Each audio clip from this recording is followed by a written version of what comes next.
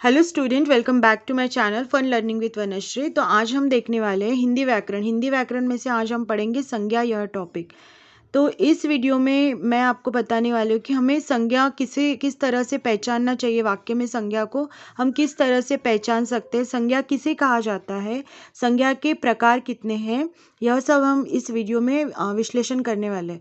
पर उसके पहले अगर आप चैनल पर नए हो और अभी तक आपने चैनल को सब्सक्राइब नहीं किया है तो ज़रूर चैनल को सब्सक्राइब करिए।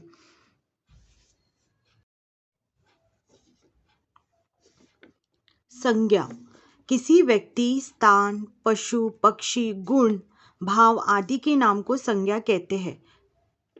संज्ञा हम किसे कहते हैं? अगर किसी व्यक्ति का नाम, किसी स्थान का नाम, पशु, पक्षी, गुण, भाव, भावनाएं जो होती है, उन सभी के नामों को हम संज्ञा कहते हैं।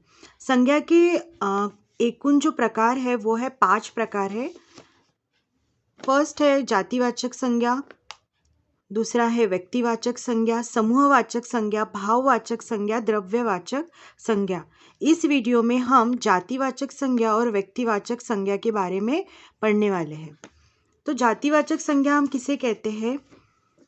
जो संज्ञा शब्द किसी प्राणी, स्थान या वस्तु की पूरी जाति या वर्ग का बोध कराते हैं, उन्हें हम जातिवाचक संज्ञा कहते हैं। तो जातिवाचक संज्ञा में क्या पता चलता है कि यह प्राणी, स्थान या वस्तु की पूरी जाति के बारे में, जैसे हमने कहा प्राणी, फल, ये सब क्या हो गए, एक किसी जाति को दर्शाते हैं, उसको हम कहेंगे जातिवाचक संज्ञा। दूसरी संज्ञा का प्रकार है व्यक्तिवाचक संज्ञा।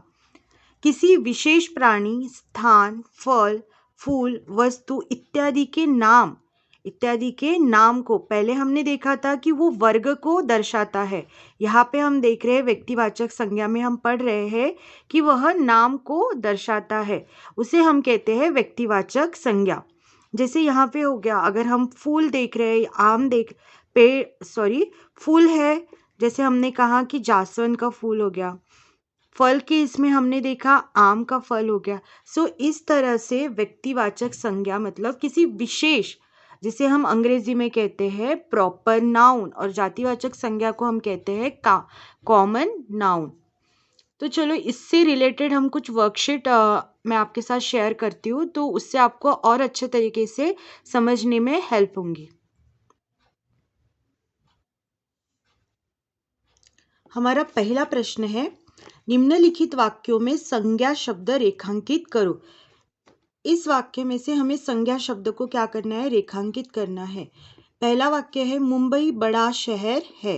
अभी इस वाक्य में मुंबई भी है संज्ञा और शहर भी संज्ञा है।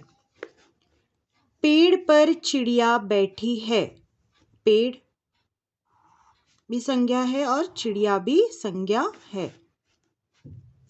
नैना सुंदर गाती है, नैना ये जो है यह व्यक्तिवाचक संज्ञा है। अगर आप यहाँ पर देखें तो पेड़ यह जातिवाचक संज्ञा है, क्योंकि ये किसी वर्ग को बताता है, किसी वर्ग को दर्शाता है। नेक्स्ट है, जोकर सबको हंसाता है। जोकर क्या करता है? सबको हंसाता है, तो जोकर क्या हो गया? संज्ञा। शेर को नदी की ओर जाते हुए देखा, शेर और नदी यह संज्ञा है। राधा ने पुरानी साड़ी पहनी थी, राधा और साड़ी यह क्या हो गई है? संज्ञा। तो यह थी हमारी पहली वर्कशीट। अभी हम दूसरी वर्कशीट देखेंगे। नीचे दिए गए वाक्यों में से गलत संज्ञा शब्द काट दीजिए। बंदर बंदरिया नाचता है, तो गलत संज्ञा क्या होंगी? बंदर बंदरिया, बंदर नाचता है, तो गलत संज्ञा को हमें इस तरह से कट करना है। ड्राइवर ने गाड़ी सड़क पर रोक दी, ड्राइवर ने गाड़ी सड़क रोक दी, क्या हैगा? तो ड्राइवर ने गाड़ी रोक दी। मैंने पौधे पेड़ से फल तोड़े, फल हमेशा पेड़ पर आते हैं, ना कि पौधों पर, तो पौधे को हम कट कर देंगे।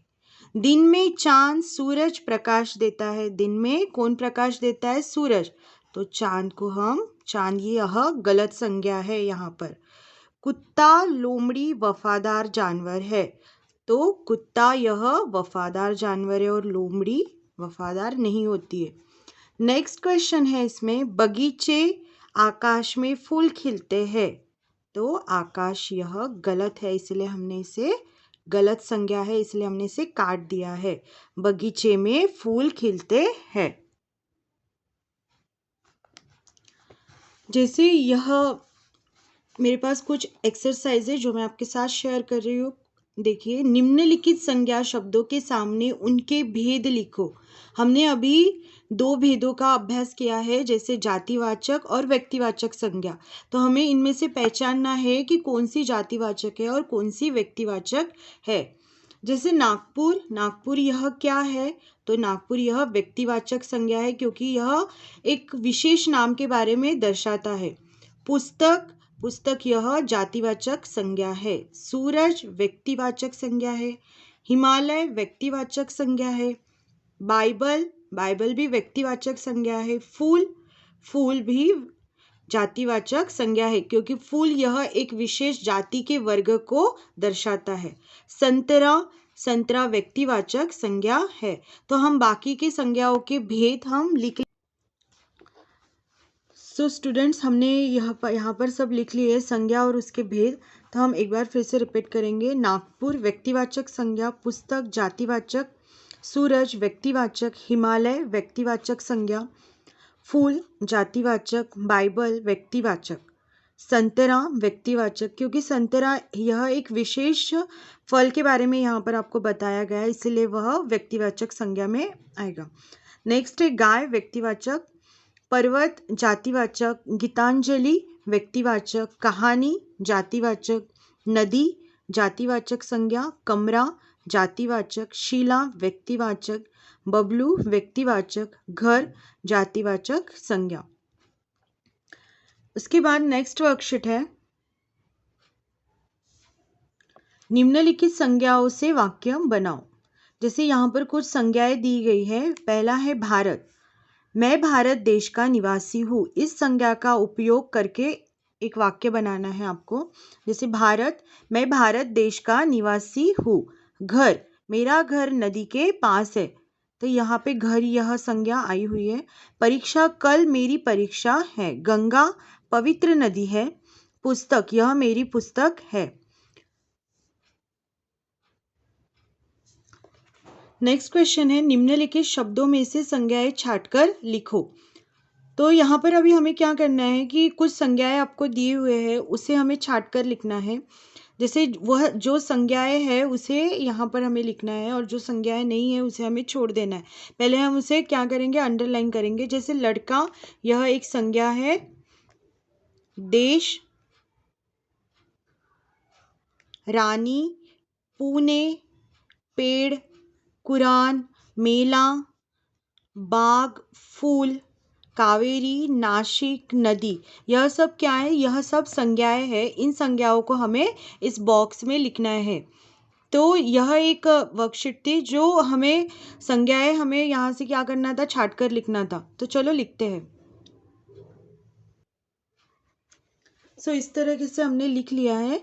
लड़का, देश, रानी, पेड़, पुणे, कुरान, मेला, बाग, फूल, कावेरी, नासिक, नदी। तो यहाँ पर कुछ संज्ञाएं व्यक्तिवाचक है और कुछ संज्ञाएं जातिवाचक है।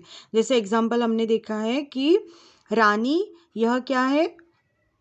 यह जातिवाचक, यह व्यक्तिवाचक संज्ञा है। जैसे पुणे, यह भी व्यक्तिवाचक संज्ञा है। लड़का, यह जातिवाचक संज्ञा है। सो किड्स, अगर आपको स्टूडेंट्स आपको यह समझना है और आपको एक बात ध्यान में रखना होगा जब आप संज्ञा पढ़ते हो। जैसे हमने इस वीडियो में संज्ञा के बारे में समझा है। जैसे हमने दो संज्ञाओं के बारे में समझा है, दो संज्ञाओं के प्रकार के बारे में समझा है। पहला था व्यक्तिवाचक और जातिवाचक। जब हम जातिवाचक संज्ञा पढ़ते हैं तो हमें उस संज्ञा में स्टूडेंट, जब हम संज्ञा ये पढ़ते हैं तो संज्ञा पढ़ते समय हमने इस वीडियो में दो संज्ञाओं के बारे में डिस्कस किया है। जैसे पहला था व्यक्तिवाचक और दूसरा था जातिवाचक। व्यक्तिवाचक संज्ञा इंग्लिश में हम उसे कहेंगे कि प्रॉपर नाउन। व्यक्तिवाचक संज्ञा के बारे में हम जब पढ़ते हैं तब हमें समझ में आता है कि किसी एक संज्ञा को या किसी एक वस्तु को उसे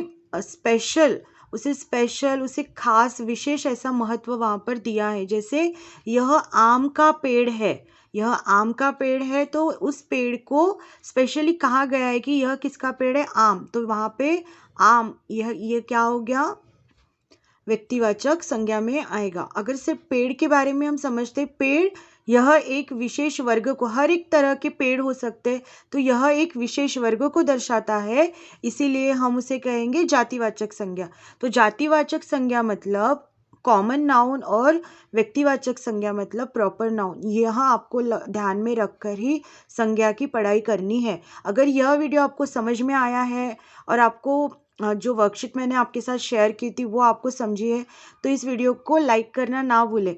और अगर आप इस चैनल पर नए हैं तो चैनल को सब्सक्राइब किए बगैर मत जाइए। Thank you for watching.